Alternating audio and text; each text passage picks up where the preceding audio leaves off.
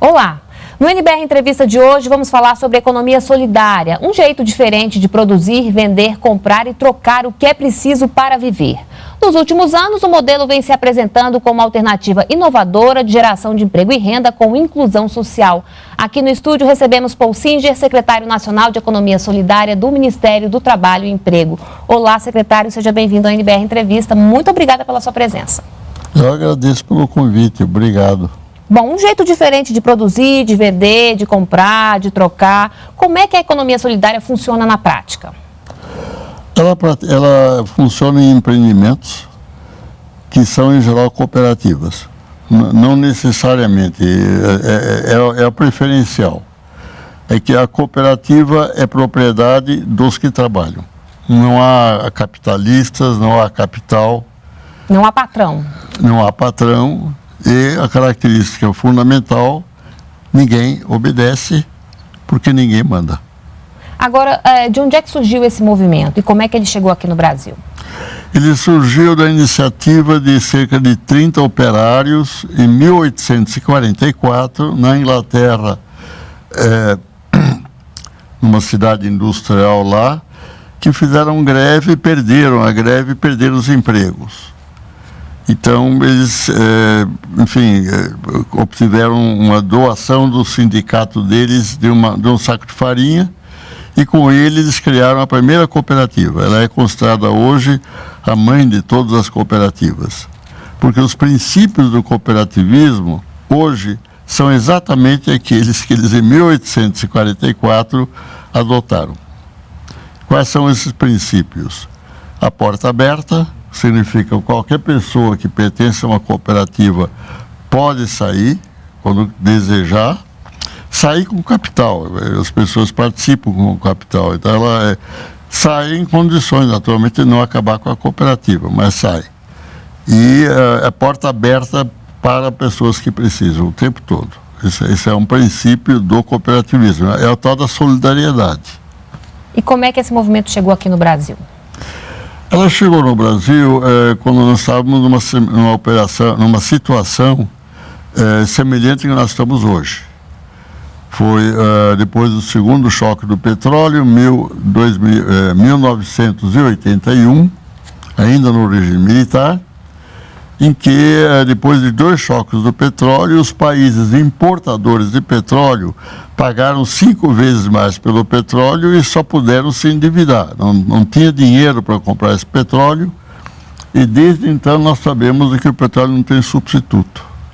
Nenhum dos países que usa petróleo como combustível para tudo, e o Brasil é um deles, não pode abrir mão do petróleo, senão a sociedade para. Então o Brasil teve $1 bilhão de dívida naquela época. E não tinha como pagar, porque precisava pagar em dólares, em petrodólares, e não tínhamos esse dinheiro. Era regime militar ainda e o governo resolveu entrar em austeridade, muito semelhante ao que está acontecendo hoje. Isso levou a uma quebra de muitas empresas, porque o consumo caiu muito, o governo deixou de fazer obras e tudo mais, reduziu praticamente nada os seus gastos e, consequentemente, surgiu um desemprego bastante grande. E quem salvou a situação naquela ocasião foi a Caritas, que é o braço da igreja para assistência social, até hoje. A Caritas brasileira obteve recursos das Caritas dos outros países, principalmente da Alemanha. Lá ela tem o nome de Miserior, mas também dos Estados Unidos, Inglaterra. E com esse dinheiro, a Caritas começou a organizar os desempregados em cooperativas. Ninguém sabia, quer dizer, a mídia não notou coisa nenhuma. Eu obtive um convite da Caritas para visitar uma cooperativa dessas. E eu fui visitar e saí encantado, porque aquelas pessoas tinham sido desempregadas e estavam trabalhando e ganhando a vida, em conjunto. E no cooperativismo não há diferença nenhuma, quer dizer, todos que participam têm os mesmos direitos e de participar das decisões, é o que nós chamamos de autogestão. Trazendo para os dias atuais, né? Em que estágio, enfim, como evoluiu a economia solidária no Brasil hoje? Ela está evoluindo, eu diria, principalmente a partir da presidenta Dilma, porque ela trouxe consigo, quando assumiu a presidência, um programa muito importante chamado Brasil Sem Miséria. Ou seja, o programa de erradicar até o fim de 2014, já passou, totalmente a miséria, vamos dizer, pior. E nós da Economia Solidária, fizemos questão de participar disso, mesmo porque é essa nossa vocação, trabalhar com os mais precisam. E fomos contemplados, ou seja, nós fomos incluídos no processo de formação.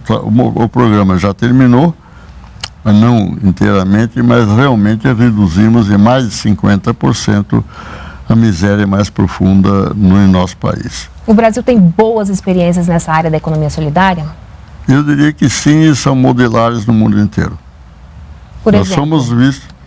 Um exemplo recente meu, eu estive em Berlim, num vasto congresso de economia solidária com 1000 pessoas, e me convidaram para expor o que nós estamos fazendo. E lá fui eu, com mais 2 brasileiros, e houve uma sessão que eles chamaram Aprender com o Sul. Eu observei de que agora a juventude europeia está criando coisas análogas à economia solidária, muitas vezes com nomes parecidos, mas não exatamente iguais. Mas a essência é a mesma, né? A essência é a mesma. Uma delas que eu conheci lá chama-se a Economia do Bem-Estar. Ela está em 40 países diferentes, principalmente europeus. Espanha, Áustria, Alemanha, Suíça, eu não vou colocar a lista inteira, que é muita coisa. Bom, que segmentos são mais beneficiados com a economia solidária? O que a gente pode citar como exemplo? Por exemplo, a agricultura familiar, o artesanato. O que mais se dá bem, se encaixa dentro desse conceito da economia solidária? Eu diria que são os setores que adotam o cooperativismo. O cooperativismo agrícola é muito grande em todos os países.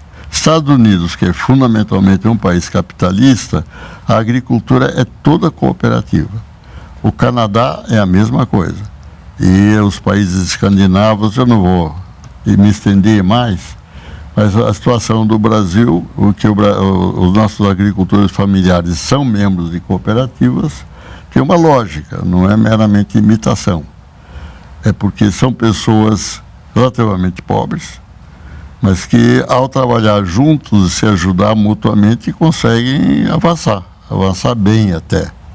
A agricultura brasileira é boa e o cooperativismo agrícola é muito bom, mas também os artesãos. Nós temos artesãs maravilhosas no Brasil, principalmente no Nordeste, que bordam, que esculpem, que fazem brinquedos e enfeites. Eu tenho ficado maravilhado. Como secretário, eu costumo visitar as feiras de economia solidária. Eu realmente me encanto a beleza. O talento, né? O talento, isso mesmo. Bom, quantos empreendimentos solidários existem hoje no Brasil e o que eles representam para a nossa economia? Eu não tenho um número exato porque eles vêm e vão.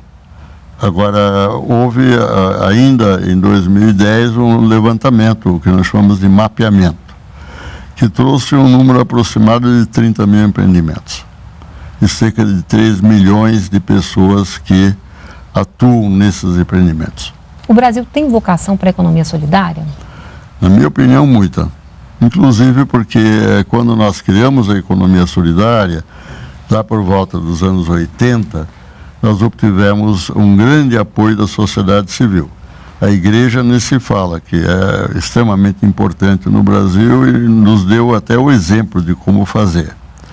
Mas além disso, tivemos o apoio de sindicatos e tivemos o apoio das universidades. Hoje tem 110 universidades que têm incubadoras de cooperativas populares. Isso é parte da economia solidária. Que tipo de suporte o governo dá a esse tema? Enfim, foi lançado recentemente o primeiro Plano Nacional de Economia Solidária. O que ele prevê? O plano é um plano amplo e ele procura superar os pontos fracos da economia solidária, que são 3. O primeiro deles é acesso ao capital. Gente pobre, os bancos normais, os bancos comerciais, não têm o menor interesse de atender porque só dá prejuízo para eles. Eu não estou criticando, no lugar deles faria o mesmo. Mas isso significa de que gente pobre, se precisar de empréstimo, não vai conseguir, a não ser com o pai e a mãe, mas não com os bancos. E nós estamos criando, por causa disso mesmo, o que nós chamamos de economia solidária. E o ponto forte da economia solidária não é o único, mas é o forte, são os bancos comunitários. Nós temos hoje no Brasil 107 bancos comunitários, que são geralmente com municípios, com apoio da prefeitura, mas que pertencem à comunidade local. É eles que fazem a autogestão, como se fosse uma cooperativa. E o que eu gostaria de dizer aos ouvintes é de que eles têm várias linhas de crédito, e uma linha que me parece bem característica da economia solidária é chamada de linha solidária.